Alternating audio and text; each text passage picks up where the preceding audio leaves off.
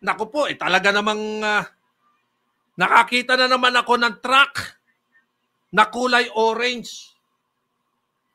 Kulay orange na may dalang espalto. Nakakita na naman ako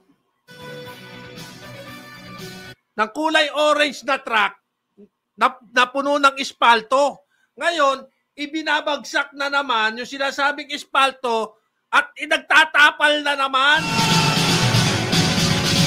Ano ba naman, Department of Public Wasak Highway? Ay, ano? Wasak Highway. Department of Public Works and Highway. Ano ba naman kayo? Ha? Tapos, ang laki-laki ng kumukontrata sa inyo. Milyon-milyon, bilyon-bilyon. Tapos, ang gagawin lang, itatapal. Ha?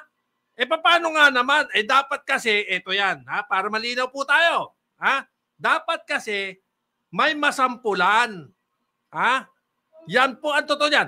Dapat yan, may masampulan para maniwala ang taong bayan.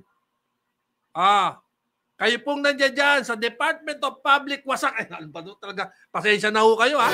Medyo naano ko eh. Ha? Department of Public Works and Highway. Ha? Para lang po sa inyong sa inyong pakikinig sa akin, dito po sa Alerto Balita, ha?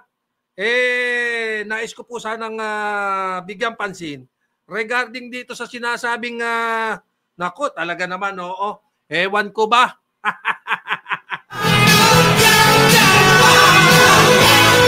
Kasi marami ang naghihintay, ha?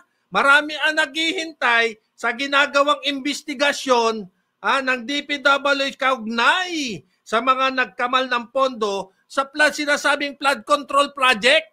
Ha? Di ba? It's very simple. Ha? Inaabangan kung talagang may mapaparusahan, hinihintay kung magbubunga yung ngit-ngit at galit ng ating Pangulong BBM at mayroon ng mga mabubulok sa bilangguan.